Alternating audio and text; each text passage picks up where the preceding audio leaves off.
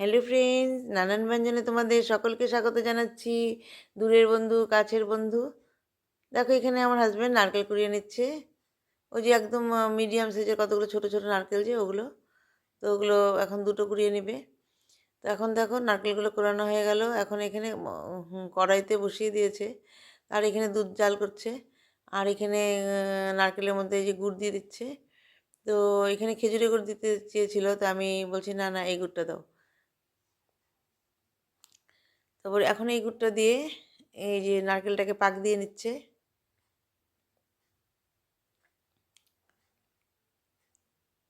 এইভাবে নারকেল দিয়ে গুড় দিয়ে পাক দিয়ে নিচ্ছে।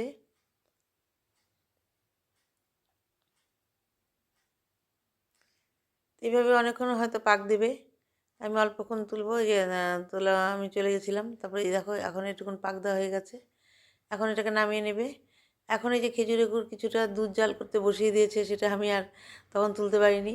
আর ওখান থেকে যে খেজুরটাকে ওইভাবে কুড়িয়ে নিয়ে খেজুরের গুড়টাকে, মানে এই পাটালি গুড়টাকে এর মধ্যে দুধ জাল করছে, এখন এর মধ্যে দিয়ে দিয়েছে অল্প,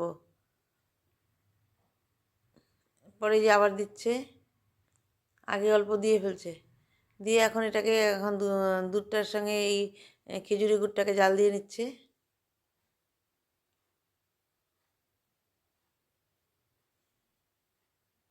তো এইভাবে দুধটাকে আগের থেকে অনেকক্ষণ জাল দিয়ে দিয়ে ঘন করে নিয়েছিল। দেখো দুধটা মানে বেশ ঘন, দেখে তো বুঝতেই পারছো। এটা হচ্ছে আমুল গোল্ড। তো এটাকে এখন এরকম 2 প্যাকেট দিয়েছে, দিয়ে এরকম মানে ঘন করে ফেলছে দুধটাকে।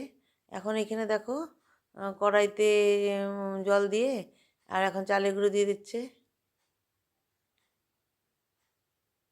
গরম জল করে, হালকা গরম জল করে এইভাবে চালের গুঁড়োগুলো দিয়ে এইভাবে মিশিয়ে নিচ্ছে।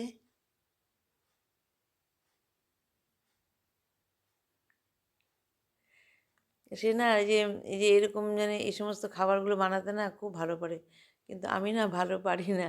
পারি না মানে কি, আমার করতেই লাগে না, মানে সেই করবে এগুলো। আর আমি রান্না বান্না ধরো মাছ মাংস এগুলো আমি করি, কিন্তু এই যে এগুলো সে করে, মানে খুব ভালো পারে করতে আর কি। তারপরে দেখো এভাবে এখন এই যে এইভাবে আটা, এই যে চালের গুঁড়োটাকে এইভাবে বানিয়ে নিয়ে এখন এই যে এইভাবে গোল গোল করছে।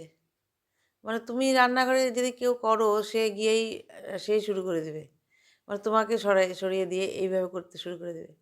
তো দেখো এইভাবে এখন এইভাবে গোল্লা বানিয়ে নিল। গোল্লা বানিয়ে নিয়ে এখন এগুলোকে এই যে বাটির মতো করে নিবে। ওই যে একটা করে ফেলছে, এই যে এইভাবে করে নিয়ে এর মধ্যে, তো আমি একটু বাটির মতো করতে পারি, তো যাই হোক এইভাবে করছে আর কি। তো সবাই বাটির মতোই করে, তাই একটু চ্যাপটা চ্যাপটা করে নিয়ে তারপরে দেখো এইভাবে বানিয়ে নিয়েছে। এভাবে বানিয়ে নিয়ে এদিকে দুধের মধ্যে দিয়েই ফেলছে। আমি তো একটু ওইদিকে গিয়েছিলাম, তারপর দেখি দিয়েই ফেলছে।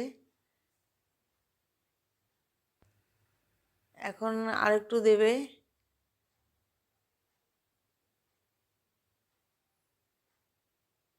এখন পরে আরও কয়টা দিয়ে দিচ্ছে। দুধ একদম ঘন হয়ে একদম থকথকা হয়ে গেছে। তো এইভাবে সব দিয়ে দিল, দিয়ে পরে একটু জাল দিয়ে নেবে। কারণ দুধটা তো দেখছো তোমরা আগেই জাল দিয়ে ফেলছিল। তো এখন এগুলো দিয়ে পরে এখন জাল দেবে।